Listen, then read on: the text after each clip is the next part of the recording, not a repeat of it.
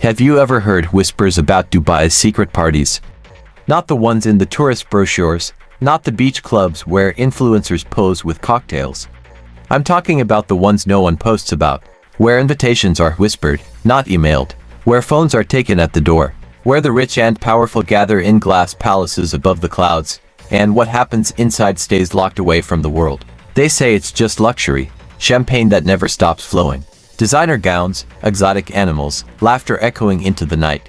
But behind those gold-lined doors, rumors swirl of something darker, rituals, disappearances, screams that never make the headlines. Sounds like a twisted urban legend, right? But what happened to one young woman, Alina Petrova, suggests those whispers might be terrifyingly real. She was a rising model, just 24, chasing her dreams, posting the kind of glamorous life that millions envy. Then one night, she vanished. 3 weeks later, she turned up on the side of a road, broken spine, fractured limbs, burn marks across her skin. Barely alive. And when she finally found the strength to speak, what she revealed sounded like something out of a horror movie, a hidden world of wealth, secrecy, and blood rituals where girls aren't guests, they're offerings. Tonight, we rewind the clock. We follow Alina's steps from the glittering parties to the locked rooms where her nightmare began, and uncover a story so chilling, you'll never look at Dubai's skyline the same way again.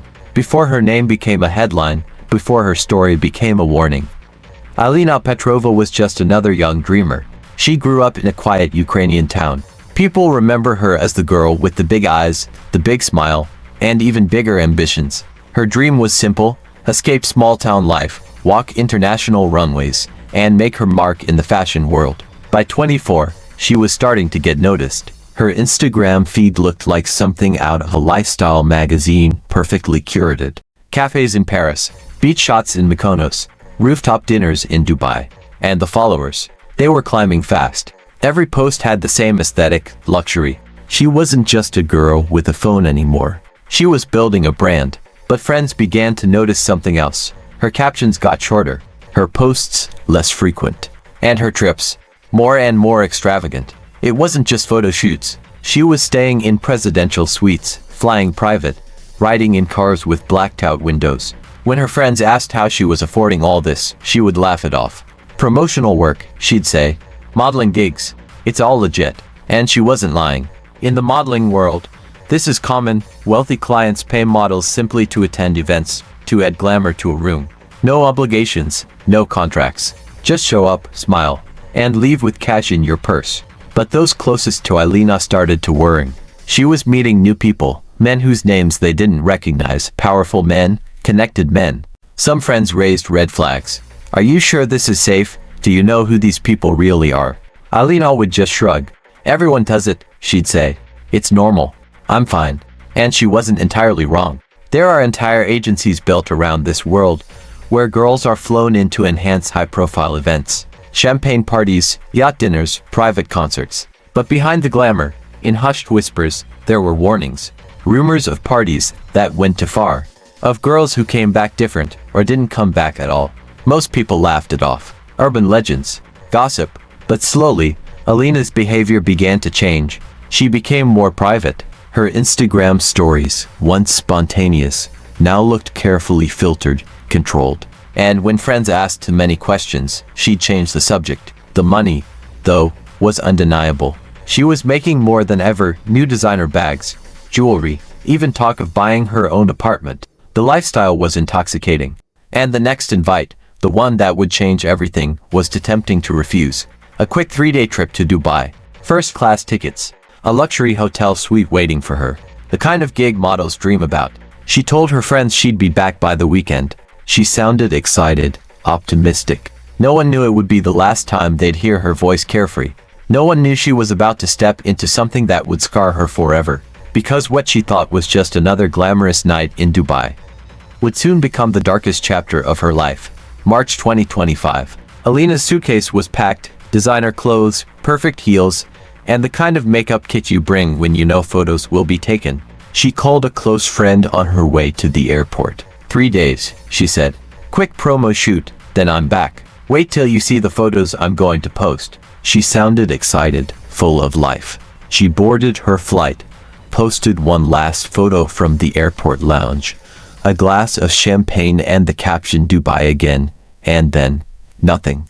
When she landed, there was no check-in, no story, no location tag. Her phone stopped updating. At first, friends thought she was just busy. But days passed, and still no posts. Then came a single text, "Hey, I'm busy. Talk later." And that was it. Her phone went dark. Her friends started messaging each other. "Has anyone heard from Alina?" Her agency insisted everything was fine. She was working. She was safe. But her parents weren't convinced. They filed a missing person report with Ukrainian authorities. For nearly 3 weeks, there was no sign of her. No bank transactions. No calls. No trace. And then, just before sunrise, a taxi driver in her hometown noticed something on the roadside near an abandoned terminal. At first, he thought it was trash until it moved. He pulled over and found Alina, barefoot, bruised, and barely conscious. Her face was swollen, lips split, her skin covered in cuts and burn marks. Her clothes were torn, soaked in blood and dirt. He rushed her to the nearest hospital. Doctors were shocked. X-rays revealed broken ribs, fractured wrists, and damage to her spine. Her body told the story of brutal violence, days, maybe weeks of it. She drifted in and out of consciousness, whispering things no one could understand. Her fever spiked. She was put on for fluids, painkillers, and strong sedatives. Police were called immediately, but when investigators tried to talk to her, she barely spoke, just stared at the ceiling, her eyes glassy, her lips trembling. It took days before she could even sit up. When she finally held her phone again, she opened her encrypted messages and handed it over to police. Inside were invitations, not to a photo shoot, but to a private yacht party. But investigators soon learned it wasn't a yacht at all. Through cross-checking flight records and tips from informants, they discovered Alina and several other girls had been taken directly from the airport to a secluded villa on the outskirts of Dubai. This was no normal party. Phones were confiscated. No outside contact was allowed. And somewhere inside those walls, something went terribly wrong. Theories started to swirl. Was it trafficking? A ritual gone wrong, revenge for breaking some unspoken rule? Whatever happened, it left Alina so terrified she refused to speak about it at first, as though saying it out loud would make it real again. Friends, family, and journalists were left with one burning question. What happened inside that villa? Because one thing was clear, Alina hadn't just fallen or gotten into an accident. Someone had done this to her. And if the leaks from her phone were true, she wasn't alone that night. There were other girls, other victims. Some of them never came home. When Alina finally began to speak, her voice was barely above a whisper. She didn't give a speech. She gave fragments, broken sentences, flashes of memory, like shards of glass she was trying to piece together. Alina remembered being picked up at the airport, not by a driver with a sign, but by two men in dark suits. No small talk, no welcome. They took her phone, saying it was for privacy reasons. She and several other girls were driven for nearly an hour away from the city, away from the lights, to a sprawling villa surrounded by high walls. Inside, everything was expensive. Marble floors, gold chandeliers, velvet curtains. But the mood was wrong. It didn't feel like a party, Alina said. It felt like a trap. The guests were men, older, powerful looking, dressed in traditional Gulf attire or expensive suits. Some faces she recognized from magazines and social media. There was music playing, but it was strange, not upbeat, but slow and heavy. The air smelled of incense, thick and almost suffocating. She and the other girls were given drinks, told to relax, to smile. But phones stayed locked away. No one could leave. Then the night changed. Alina described the moment in a trembling voice. Someone brought in animals, goats, rams. They tied them down in the center of the room. The music stopped. A man stepped forward, face hidden by a mask, and began what she could only describe as a ritual. Blood stained the marble floors. The guests laughed, toasted with champagne, as if it was entertainment. But Alina said the most terrifying part wasn't the animals. It was the way the men started looking at the girls like they were next. At some point, Alina tried to get out. She moved toward the door, told a guard she needed air. He grabbed her by the arm and shoved her back. Panic set in. She tried again, this time running, but was caught by two guards and dragged into a back corridor. "They hit me," she said softly. Then everything went black. When she woke up, she was in a small, dark room. Her wrists were tied. her face swollen. A man entered, someone she would later identify as Mim Al-Dari, a name whispered in modeling circles as the alleged ringleader. He looked her straight in the eye and said, "You saw too much. You talk, you die. Stay quiet, and maybe you live." The next days blurred together. She was beaten, electroshocked, deprived of sleep. They weren't just punishing her, they were breaking her, making sure she'd never speak of what she saw. Every scream, every plea for mercy was ignored. Then, suddenly, it was over. Someone must have decided she was too much of a liability to keep alive, but too risky to kill outright. So they sedated her, put her on a plane, and dumped her near her hometown like trash. Alina's story was horrifying enough on its own. But as investigators and journalists began digging deeper, an even more disturbing pattern started to appear. Through phone records, leaked messages, and testimony from a handful of anonymous witnesses, they discovered that Alina wasn't the only one. She had been attending these secret gatherings for months, and so had other models. Two names stood out immediately: Diana and Sonia. Diana had been one of Alina's closest friends. The two had traveled together before, often posting photos from the same cities. But Diana's social media went silent just days after Alina's disappearance. When investigators accessed her phone backups, they found one chilling voice note sent just before she vanished. Her voice was panicked, broken by static. "Alina, I can't hear you. Please help. It's hell here. They're doing horrible things. I saw someone dragged into the basement and then screaming." That was the last anyone ever heard from Diana. Then there was Sonia. Weeks after she was last seen, her body was pulled from a river hundreds of miles away.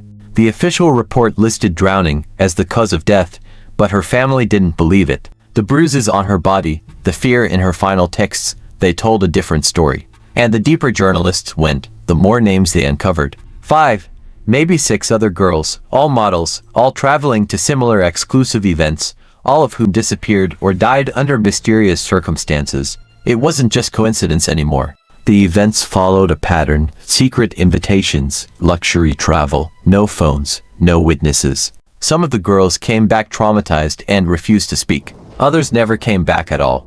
And in every case, the names behind the gatherings were the same.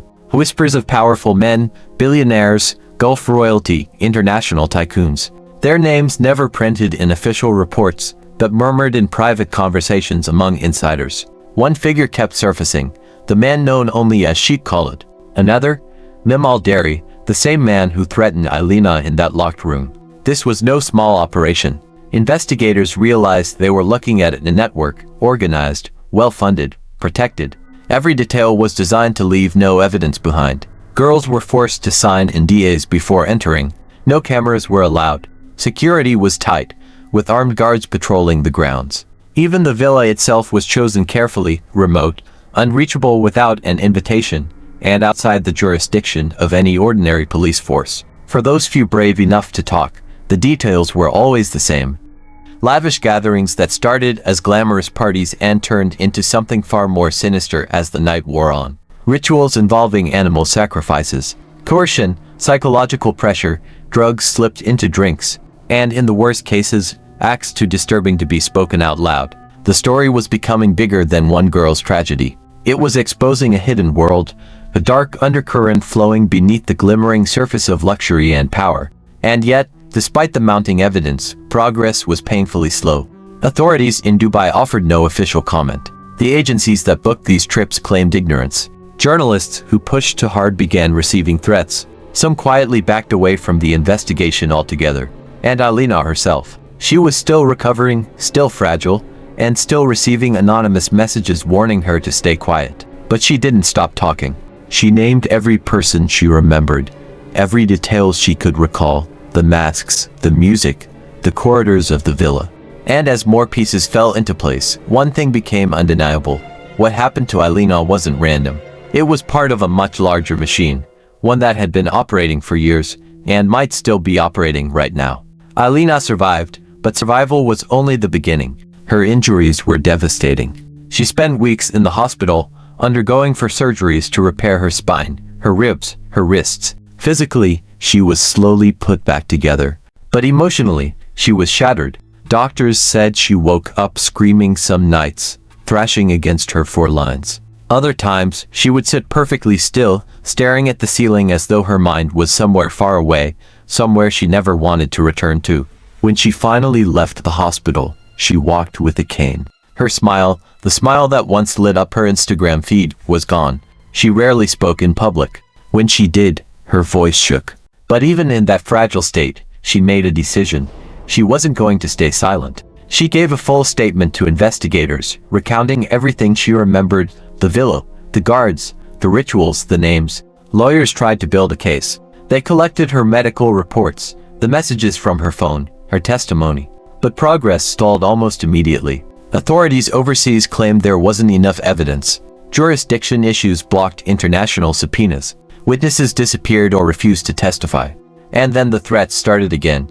Untraceable messages, voices on the other end of the phone whispering, "If you speak again, you won't survive next time." Alina's family begged her to stop, but she couldn't, because she knew something most of the world didn't. Those parties hadn't stopped. Just a week after she was found, journalists uncovered chatter about another gathering, another villa, another set of girls flown in. The cycle was already starting again. And that was the most terrifying part. Alina's suffering hadn't slowed anything down. To the men behind it all, she was just a mistake, an error they had to cover up. And now that she was back home, they could go back to business as usual. Her story exploded online, thousands of posts, hashtags demanding justice. But mainstream media outlets barely touched it. Maybe it was fear. Maybe it was pressure from powerful sources. Either way, what should have been a global scandal faded into whispers. And Alina was left to pick up the pieces of a life that no longer felt like her own. Months passed. Her scars began to heal, but her nightmares didn't. Friends said she was never the same, quieter, cautious, always looking over her shoulder. Some days she posted inspirational quotes, as if trying to convince herself she was still alive. Other days, she deleted everything. And yet, despite everything, she held onto one truth: if she stayed quiet, they would win. Alina's story may have cracked the door open, but it didn't stop what was happening behind it. For every survivor like her, there were others who never made it back, others whose names we may never know. And somewhere, in a luxury villa under the stars, another party is beginning. Another group of girls stepping into a world they think is just glamour and champagne.